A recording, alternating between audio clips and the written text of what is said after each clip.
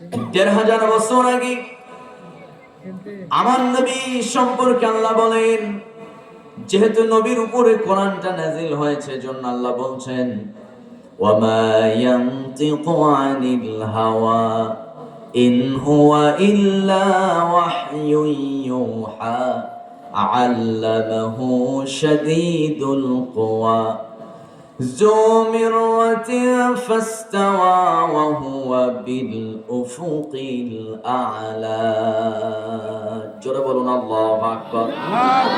আল্লাহ রাব্বুল আলামিন বলেন, আমার নবীজি মুহাম্মদ সাল্লাল্লাহু আলাইহি সাল্লাম নিজের মন গড়া প্রবৃত্তির অনুসরণ করে মস্তিষ্ক প্রসূত নিজের বানোয়াট একটি কথা তিনি তার জীবনে বলেন নাই। তিনি যা বলেছেন, কার কথা বলেছেন? আসতে বলবেন না, কার কথা? আল্লাহর। এই কোরআনে যত কথা আল্লাহর কথা রয়েছে, কেউ যদি নিজের কথা আল্লাহর নামে চালায় দেয়, আছে না এরকম? নিজে জোর করে একটা বানোয়াট কথা বলছে, এটা আল্লাহ বলছে, আছে না এরকম? আল্লাহ বলছেন, হে নবী, শুধুমাত্র আপনার উম্মতরা কেন, যদি আপনি নিজেও যদি নিজের মন গড়া কোনো কথা যদি আল্লাহর নামে যদি আপনি চালায় দিতেন, তাহলে আমি আল্লাহ তাআলা আপনার উপরে পাকড়াও করতাম। কি করতাম শোনেন, আল্লাহ নিজেই বলছেন, ওয়ালাউ তাকাওয়ালা আলাইনা বা'দাল আকাওয়িল লাআখাযনা মিনহু বিল ইয়ামিন সুম্মা লাকাতা'না মিনহুল ওয়াতিন ফামা মিনকুম মিন আহাদিন আনহু হাজিজিন। যারা বলুন আল্লাহু আকবার। হে নবী, কেউ যদি নিজের মন গড়া কথা যদি আল্লাহর নামে চালায় দেয়, আমি আল্লাহ রাব্বুল আলামিন ওয়ালাউ তাকাওয়ালা আলাইনা বা'দাল আকাওয়িল লাআখাযনা মিনহু বিল ইয়ামিন। উলামায়ে কেরাম আমার ডানে বামে সামনে পেছনে আছেন, ভুল গেলে ধরায় দিবেন। আল্লাহ বলছেন লাআখাযনা মিনহু বিল ইয়ামিন, সূরা হাক্কা। মহান আল্লাহ তাআলা বলছেন, আমি তার ডান হাত ধরে ফেলবো। কার কোন হাত ধরবে? আল্লাহ নিজেই কোন কোন বর্ণনা আসছে, আল্লাহ নিজেই তার ডান হাত দিয়ে আল্লাহর হাত দিয়ে তাকে ধরে ফেলবেন। আবার কোন কোন বর্ণনা আসছে, যে কথা বলবে তার ডান হাত ধরে ফেলবেন, তিনি কে? আল্লাহ। শুধু হাত ধরবেন তা নয় আমার বন্ধুগণ, আল্লাহ রাব্বুল আলামিন বলেন, সুম্মা লাকাতা'না মিনহুল ওয়াতিন, শুধু হাত ধরবো তা না, আমি তার গলার রগ টেনে ছিঁড়ে ফেলবো। তার মানে শক্ত পাকড়াও আল্লাহ করবেন যদি কেউ নিজের মন গড়া কথা আল্লাহর নামে চালায় দেয়। ঠিক না? এরকম মুসলমান আমার দেশে আছে না নাই বলেন? সংসদ ভবনে লেডি ফেরাউন ক্ষমতায় থাকা অবস্থায় তিনি সূরা কাফিরুনের তাফসীর করছিল, লাকুম দীনুকুম ওয়ালিয়া দীন। যে আল্লাহ বলছে যে তোমার দিন তোমার কাছে, আমার দিন আমার কাছে, আমার দিন আমার কাছে, তোমার দিন তোমার কাছে। দিন মানে কি? ধর্ম। এখানে দিন মানে বোঝানো হয়েছে কি? ধর্ম। মানে তার ধর্ম সে পালন করবে এবং তার ধর্মীয় উৎসব সে একা পালন করবে। একজন আরেকজনের ধর্মীয় উৎসবে যেতে পারবে না। বিধানটা কার? আল্লাহ। এত আস্তে বলতেছেন, মনে হয় এলাকায় মনে হয় আছে এরকম। জোরে বলেন, বিধানটা কার? আল্লাহর। আল্লাহর বিধান। সম্মানিত বন্ধুগণ, কিন্তু যারা বলে এই আয়াতের অপব্যাখ্যা করে, সেদিন সেই মহিলা ফেরাউন বলেছিল যে সুতরাং বলা চলে ধর্ম যার যার, উৎসব সবার। আমার ভাইয়েরা, হিন্দু ভাইয়েরা কি ঈদের নামাজে এসে আমাদের সঙ্গে নামাজ পড়ে? না। তারা কি আমাদের সঙ্গে জুমার নামাজ পড়ে? না। তারা তো কুরবানির ঈদে আমাদের সঙ্গে গরুও খায় না। খায় নাকি? না। তার মানে বোঝা গেল, যার ধর্ম সেই পালন করবে। যে বলবে ধর্ম যার যার, উৎসব সবার, আমি বলবো সে টাটকা একজন বিধর্মীদের দালাল। আসতে বলবেন না, ঠিক না? সম্মানিত ভাইয়েরা, আমার বন্ধুগণ, মূলত আমি বলতে চাই বাংলাদেশের মানুষ এখন সজাগ হয়েছে। বাংলাদেশের মানুষ এখন আর মূর্খ নাই। ওই এক কাপ বিড়ি, কি বলে, একটা বিড়ি আর এক কাপ চা। আগের দাদা চাচারা এক কাপ বিড়ি, একটা যদি বিড়ি পায় আর একটা যদি চা পায়, নিজের সমর্থন বামরামকে দিতেও দ্বিধাবোধ করে না।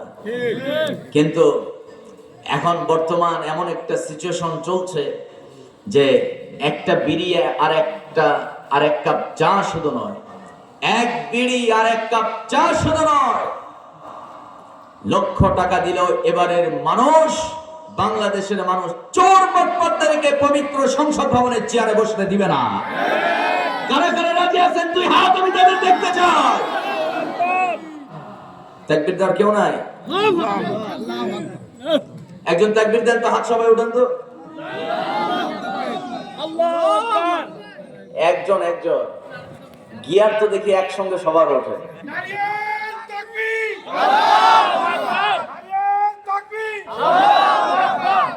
আর কিছু নাই? শরম পাচ্ছেন নাকি আপনারা? আল্লাহু আকবার, আল্লাহু আকবার। আল্লাহ আকবার মানে হলো বড়। আকবার মানে কি? বড়। আমার আল্লাহ ছোট না বড়? কত বড়? আযীম, যার কোনো সীমারেখা নেই, যার কোনো পরিমাপ কেউ করতে পারবে না। সুবহানাল্লাহ কবেন না? সুবহানাল্লাহ। তিনি হলেন আযীম। তার শক্তি, তার ক্ষমতা, তার পাওয়ার পৃথিবীর কোন মানুষ পরিমাপ করতে পারবে না। আল্লাহু আকবার। সেই আল্লাহর নামে কেউ যখন আল্লাহু আকবার বলে ফেলে, আমার আল্লাহ তার ঈমান বাড়ায় দেয়। শুধু ঈমান বাড়ান তা না, নবীজি বলেন, কেউ যখন শরীরের সব শক্তি একত্রিত করে আল্লাহর নামে তাকবীর দেয়, আল্লাহ তার জিন্দেগীর পূর্বের 1 বছরের গুনাহ মাফ করে দেন। সুবহানাল্লাহর সাইজ দেখে মনে হচ্ছে খুব একটা খুশি হন নাই আপনারা। একটু জোরে আওয়াজ করে বলি সুবহানাল্লাহ। সর্বপ্রথম আল্লাহর নামে তাকবীর হয়েছে কাবার চত্বরে। কোথায়? কাবার চত্বরে। ওই এক তাকবীরে মাত্র সেই জায়গায় তাকবীর দিয়েছিল, সেখানে উপস্থিত ছিল মুসলমান মাত্র 7 জন। কয়জন? 7 জন। 7 জনের হুঙ্কারে আবু জাহেলের মসনদ সেদিন কেঁপে উঠেছিল মুসলমান। আমার বন্ধুগণ, সুতরাং আমি বলতে চাই, এই আল্লাহু আকবার স্লোগান ভারতের বর্ডারের এই পাশে দিবেন, বিএসএফ এর কলিজায় কম্পন সৃষ্টি হয়ে যাবে। আস্তে কবেন না, ঠিক কিনা? কোরআন হাদিস যেখানে, আমরা আছি সেখানে, ঠিক কিনা? আমার বন্ধুগণ, আল্লাহর নামে তাকবীর দিলে ঈমান বেড়ে যাবে।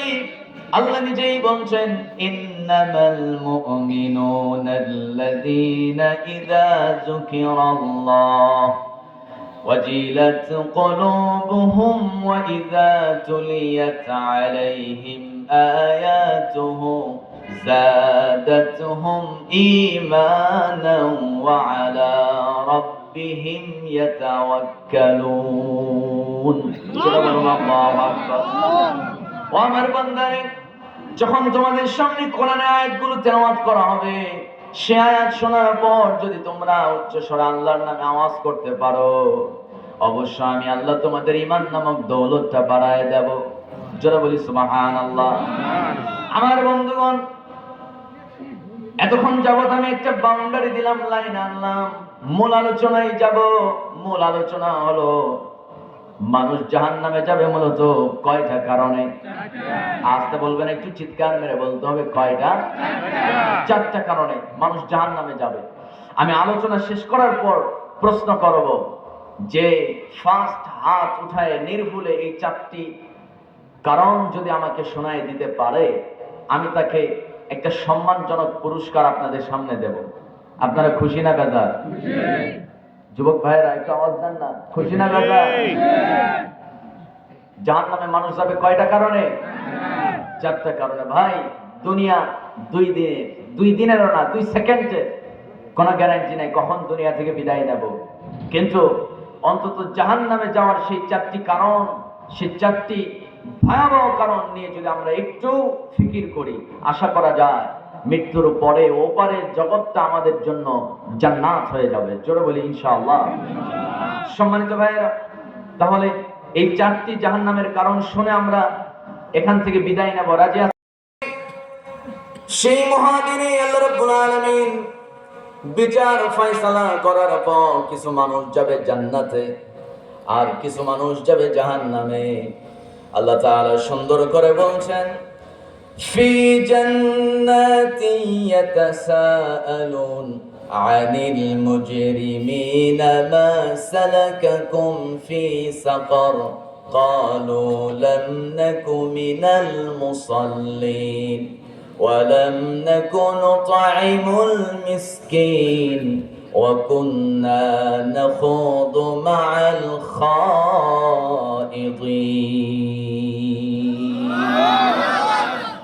ও দুনিয়ার মানুষ, জান্নাতীরা জান্নাতে, জাহান্নামীরা জাহান্নামে, কিন্তু জান্নাত জাহান্নামের মাঝখানে একটা ঠাই দিয়ে দেওয়া হবে। ঠাই চিনেন তো? ঠাই চিনেন? বাড়িতে ঠাই থাকে, মসজিদে ঠাই আছে নাকি? একটা গ্লাস দিয়ে দেওয়া হবে, বিরাট একটা গ্লাস থাকবে। জান্নাতীরা জাহান্নামীদেরকে দেখতে পাবে, জাহান্নামীরা জান্নাতীদেরকে দেখতে পাবে। আমার বন্ধুগণ, এই মাঝখানে যে একটা ব্যারিকেড, একটা কাচের একটা ঠাই যে থাকবে, উভয় জান্নাতীরা জাহান্নামীদেরকে দেখতে পাবে, জাহান্নামীরা জান্নাতীদেরকে দেখবে। সেই মহাদিন আল্লাহ বলেন, জান্নাতীরা জাহান্নামীদেরকে প্রশ্ন করবে, আনিল মুজরিমিনা মা সালাকাকুম ফি সাকার ক্বালু লাম নাকু মিনাল মুসাল্লিন। জোরে বলুন আল্লাহু আকবার। ও আমার জাহান্নামের ভাইরা, একসঙ্গে আমরা একই এলাকায় বসবাস করলাম। তুমিও তো নামাজ পড়েছিলে মাঝে মধ্যে, আবার নামাজ গ্যাপ দিয়েছো। তুমি তো আমার এলাকারই মানুষ, তুমি তো আমারই নিকট আত্মীয়, কিন্তু আজকে তুমি জাহান্নামে গিয়েছো কেন? যখন জান্নাতি ভাই জাহান্নামী ভাইকে যখন প্রশ্ন করবে, জাহান্নামের সেই লোকটা তখন বলবে, মা সালাকাকুম ফি সাকার ক্বালু লাম নাকু মিনাল মুসাল্লিন। জাহান্নামের সেই ভাই বলবে, মা সালাকাকুম ফি সাকার, এই সাকার নামক জাহান্নামে আজকে আমি এসেছি, আজকে আমি অপরাধী। আমার অপরাধ হলো জাহান্নামে আসার 1 নাম্বার কারণ হলো ক্বালু লাম নাকু মিনাল মুসাল্লিন, আমি দুনিয়াতে বেঁচে থাকা অবস্থায় মুসল্লি ছিলাম না, নামাজ আদায় করতাম না। নিয়মিত নামাজ আদায় না করার কারণে আজকে আল্লাহ তাআলা জাহান্নামে আমাকে পাঠিয়েছেন। আমার বন্ধু, আমার দেশে কত শ্রেণীর নামাজি আছে? কেউ সাপ্তাহিক জুমার দিনের নামাজি আছে না নাই? বলেন, একটু জবাব দিতে হবে, আছে না নাই? শুধু জুমার দিন নামাজ পড়ে। আবার কিছু মানুষ আছে মাসিক নামাজি, রমজান মাস আসলে নামাজ ধরে, রমজান গেলে নামাজ ছাড়ে। কিছু আছে বাৎসরিক নামাজি, শুধুমাত্র ঈদের দিনে নামাজ পড়ে, আছে না? আবার কিছু আছে 4 নাম্বারটা খুব ভিআইপি পারসন। যখন নির্বাচন আসে তখন মাথায় টুপি, পরনে সাদা পাঞ্জাবি, মসজিদে নামাজে যায়। আসল নামাজ পড়া মুখ্য বিষয় নয়, ওর উদ্দেশ্যই হলো দেখুক মানুষ আমি নামাজি, তার মানে আমি ভালো লোক, মানুষ আমারে ভোট দিবে। ভোটের নেশায় মানুষকে খুশি করার জন্য নির্বাচনের আগে নামাজ পড়ে, আল্লাহর সন্তুষ্টির জন্য নয়। এইরকম ধর্ম ব্যবসায়ী নেতা আমার দেশে আছে না নাই? চিল্লায় বলতে হবে, আছে না নাই?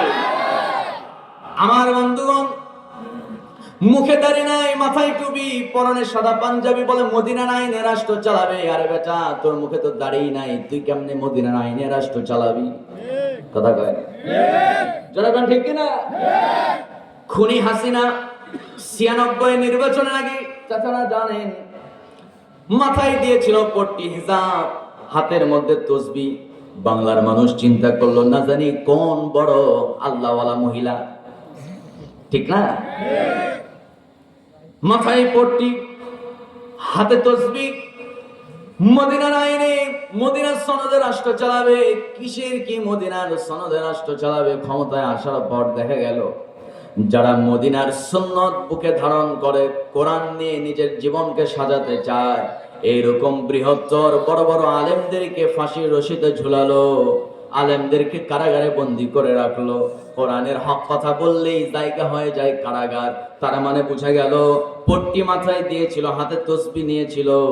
মূলত এই মহিলা শুধুমাত্র আল্লাহর জন্য এই কাজ করে নাই, ও কাজ করছে ভোট নেওয়ার জন্য। এরাই হলো ধর্মের নামে রাজনীতি করে। যারা নির্বাচনের আগে মাথায় দেয় হেজাব, হাতে তসবিহ, নির্বাচন আসলে পরনে সাদা পাঞ্জাবি, মসজিদে মসজিদে নামাজ শুরু করে দেয়। শুধু নির্বাচনের টাইমে নামাজ, নির্বাচনের টাইমে পট্টি মাথায়। বোঝা যায় এই লোকগুলো আসলে নামাজি না, এরা হলো নাম্বার ওয়ান ধোঁকাবাজ। ক্ষমতায় গেলে দেশের সম্পদ এরাই বিদেশে পাচার করবে। ক্ষমতা শেষ হয় যাবে ভারতে, নয়তো লন্ডনে। ঠিক কিনা? আমার বন্ধুগণ, কথা খুব ক্লিয়ার। আল্লাহ রাব্বুল আলামিন বলেন, বান্দারে সঞ্চাতুরি করে মুসল্লি হওয়া যায় না।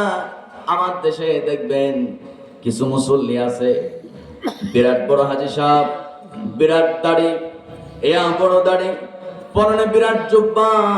এলাকার সব মানুষ খুব সম্মান করে হাজী সাহেব। 5 ওয়াক্ত নামাজ পড়ে সামনের কাতারে। তবে নামাজ পড়ে ঠিক আছে, কিন্তু কথা হলো চেয়ার ছাড়া নামাজ পড়ে না। আছে নাকি এলাকায়? চেয়ার ছাড়া নামাজ পড়ে না? আছে। আমার ভাইয়েরা, সাহাবায়ে কেরাম কেমনে নামাজ আদায় করেছেন শোনেন। হযরত আলী রাদিয়াল্লাহু তাআলা আনহু নবীর জামায় চলে গেছে জিহাদের ময়দানে।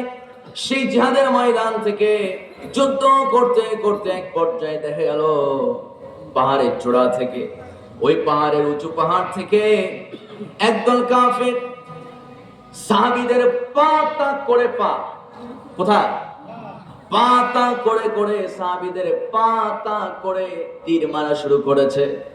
আমার বন্ধুগণ, একটা তীর এসে নবীর জামায় হযরত আলীর ডান পায়ে ঢুকে গেছে। ডান পায়ের মধ্যে তীর ঢুকে গেল। হযরত আলী রাদিয়াল্লাহু তাআলা আনহু এরপরেও যুদ্ধ চালিয়ে গেলেন। যুদ্ধ করতে করতে খবর এসে গেল জিহাদের দামামা শেষ হয়ে গেল, যুদ্ধ শেষ হয়ে গেল। খবর আসলো কাফেররা পরাজিত হয়েছে, মুসলিমদেরকে আল্লাহ বিজয় দান করেছেন। হযরত আলী রাদিয়াল্লাহু তাআলা আনহু বাড়িতে ফিরে গেলেন। কিন্তু কথা হলো অনেক চিকিৎসক আসে, কেউ পা থেকে তীর বের করতে পারে না।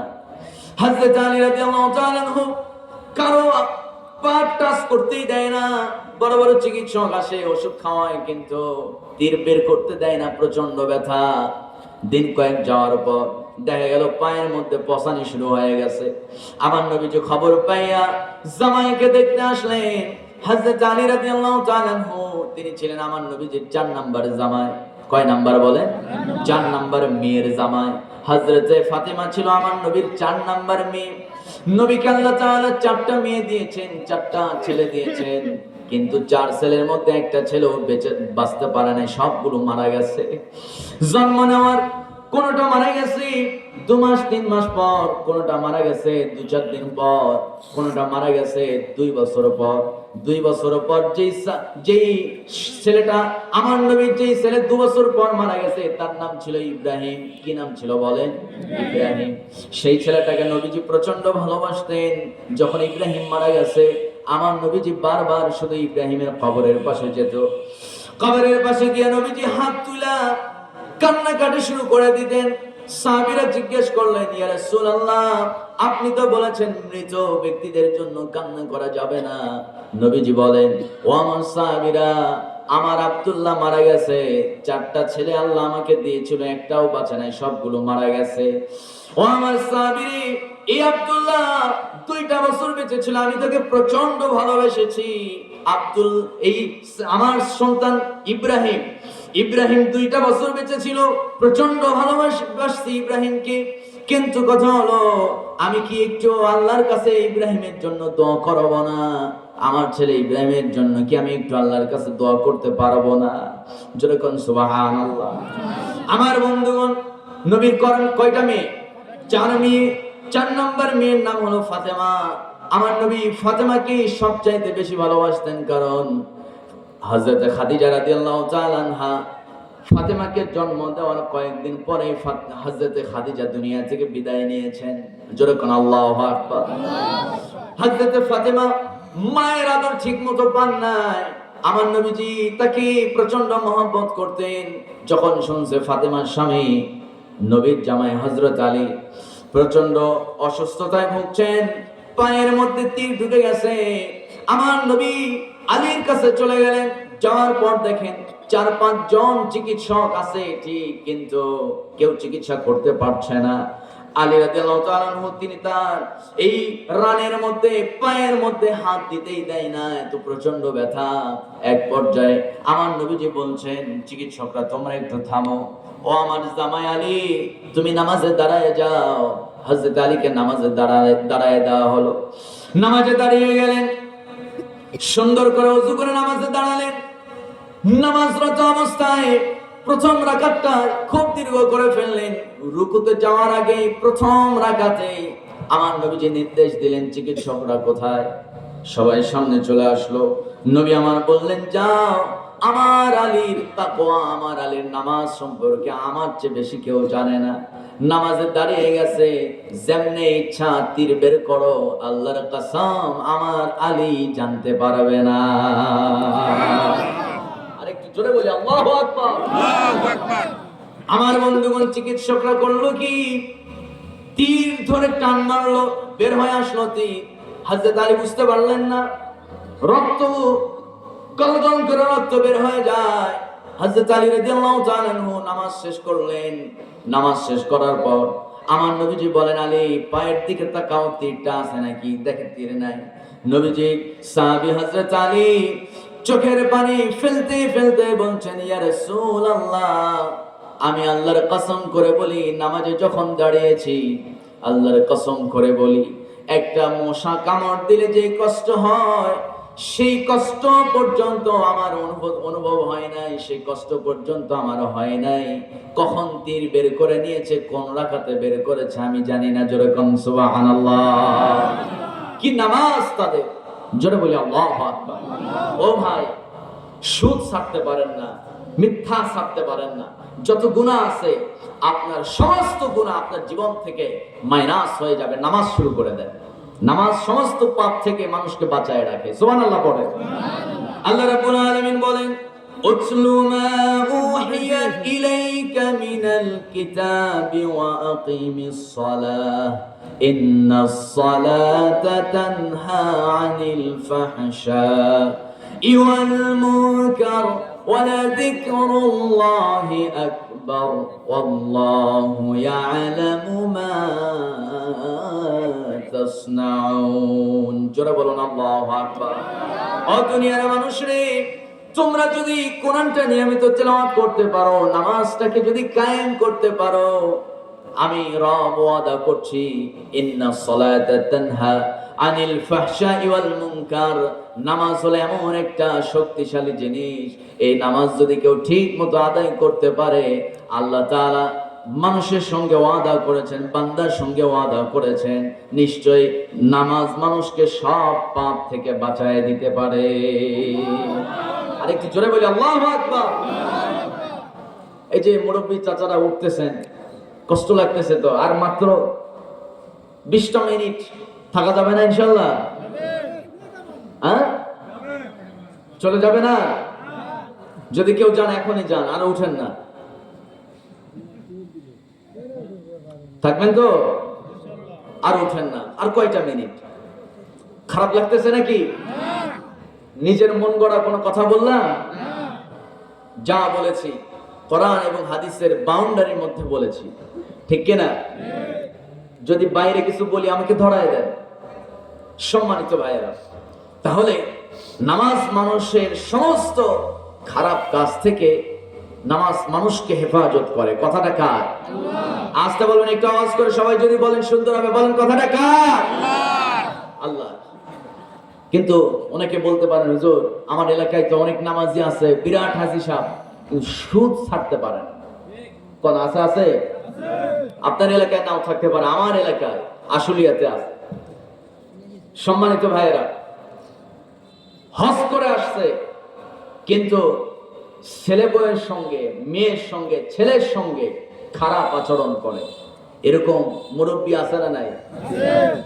আওয়াজ কম হয়ে গেল, এটা কেমন হয় নাই? মুরব্বী বাবাজিরা খেপে যায় না, আপনাদেরকে নিয়ে বলতেছে, আবার যুবকদেরকে নিয়ে অত কথা আছে, আছে না?